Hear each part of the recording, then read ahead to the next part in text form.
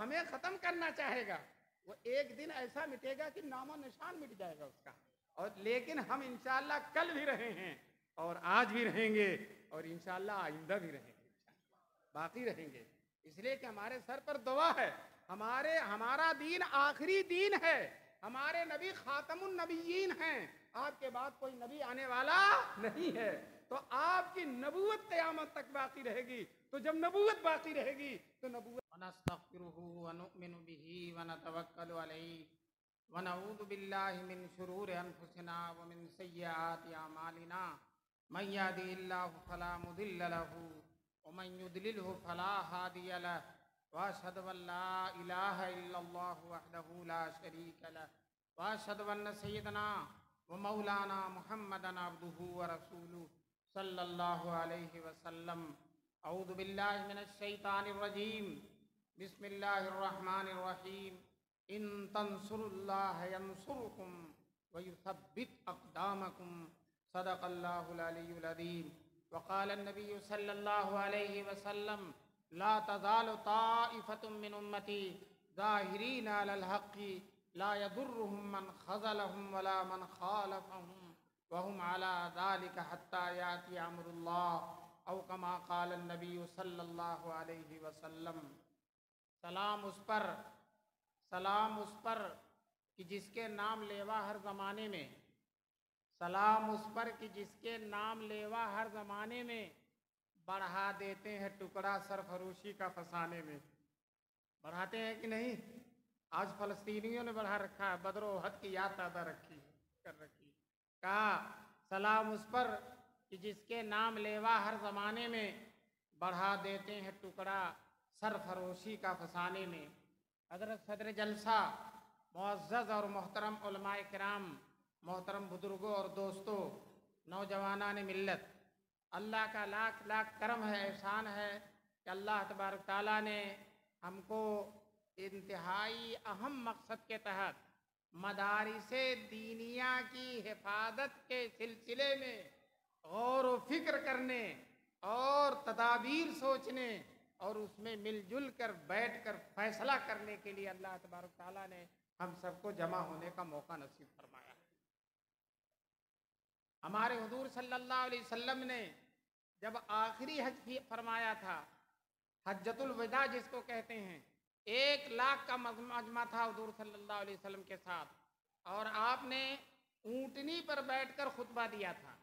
Loud speaker नहीं था, mic नहीं था, 1 लाख का मजमा था।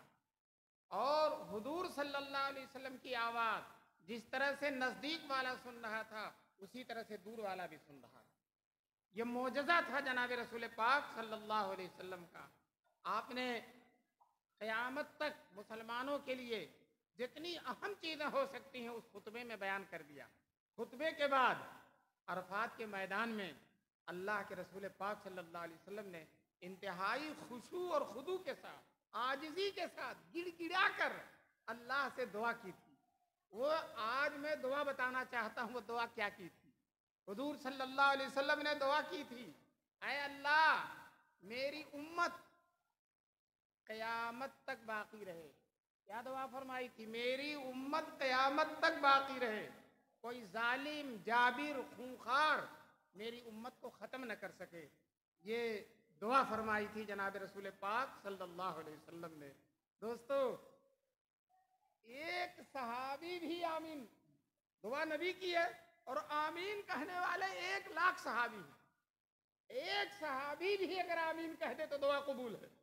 और वहाँ दुआ मांगने वाले अल्लाह के रसूल हैं और 1 लाख सहाबा ने आमीन कहा था, जिसमें अबू बकर भी हैं, उमर भी हैं, उस्मान भी हैं, अली भी हैं, रिज़वानुल्लाहि अलैहिम अजमईन, अशरे मुबश्शरा भी हैं, बदरीयीन भी हैं, वहदीयीन भी हैं, सारे के सारे लोग मौजूद हैं।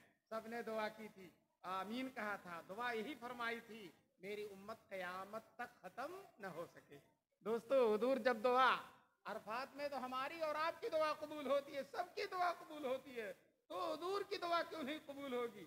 दुआ करते ही जो ही फारिग हुए रसूल पाक सल्लल्लाहु अलैहि वसल्लम, आसमान से जिब्रील बशारत लेकर आ गए, अल्लाह का हुक्म लेकर आ गए, मेरे महबूब आपकी दुआ कबूल है, मेरे महबूब आपकी दुआ कबूल है।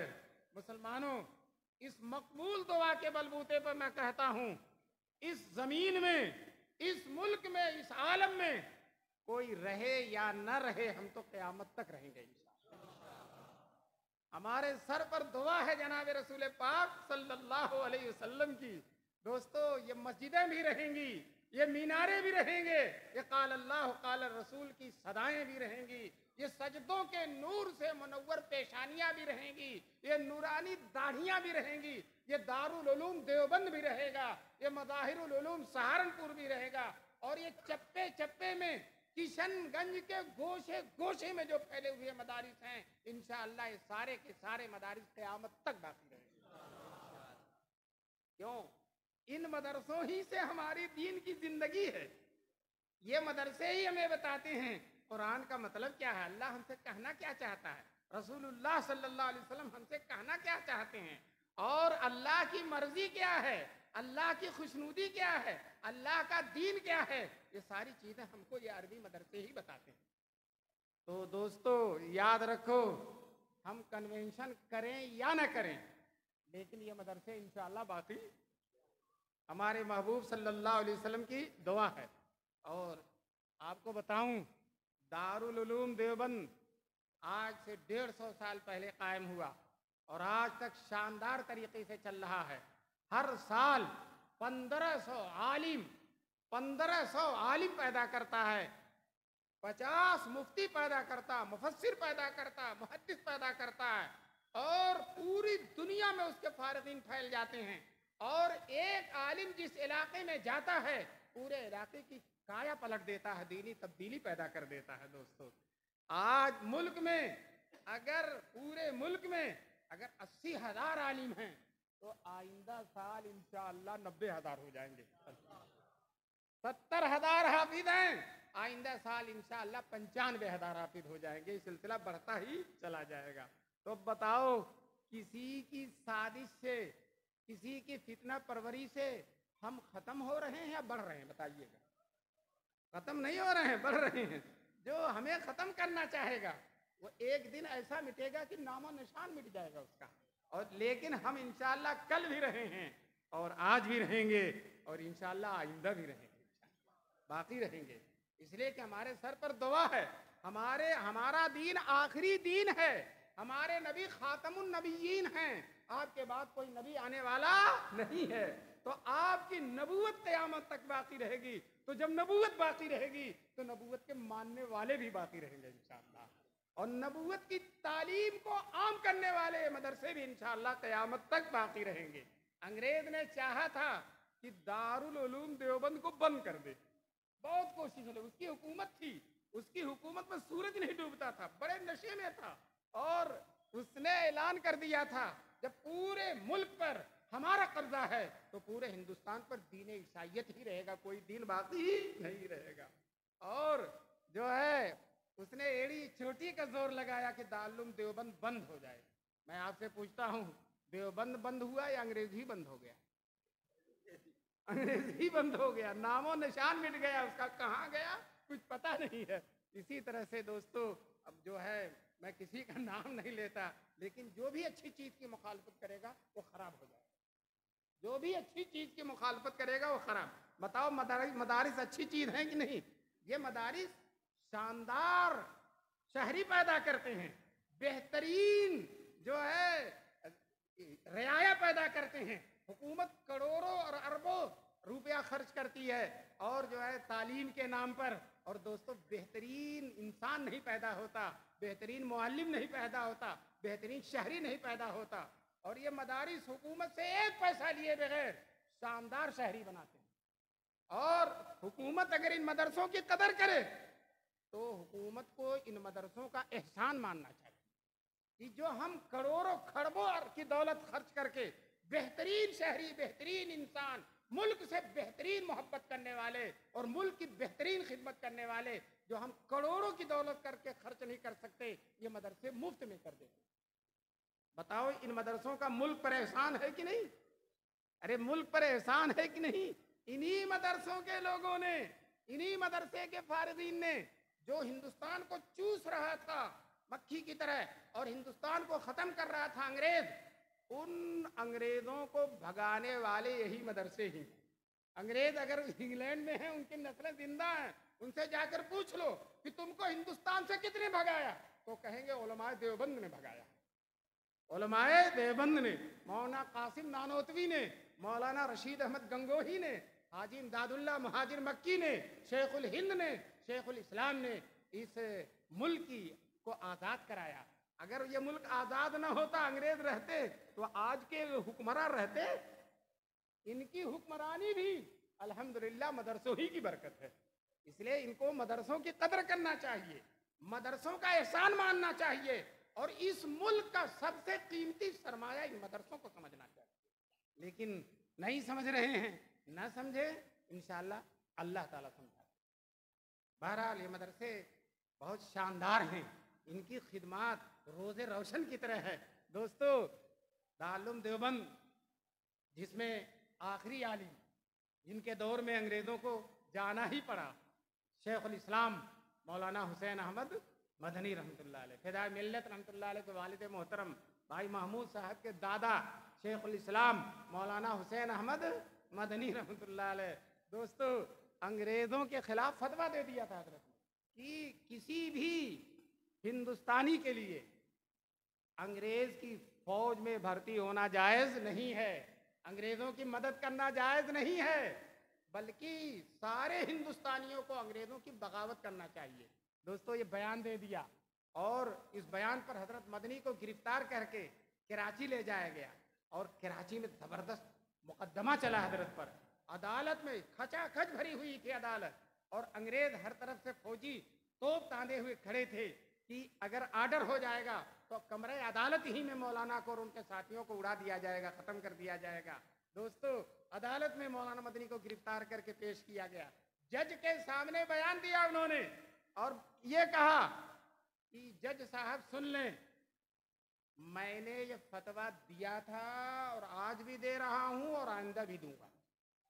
बताओ, अदालत में मुजरिम अपने जुर्म का इनकार करता है, लेकिन ये अल्लाह के लिए जो है इस जुर्म को, अल्लाह के लिए इस जुर्म में मोहब्बत को करने वाला, वो अदालत में अपने जुर्म का इकरार कर रहा है। और ये भी कह रहे हैं, अगर बरतानिया से वायसराय हिंदुस्तान में इस्लाम मिटाने के लिए आएंगे तो इस्लाम की हिफाजत में जितनी गर्दनें कटेंगी उसमें पहली गर्दन हुसैन अहमद की होगी।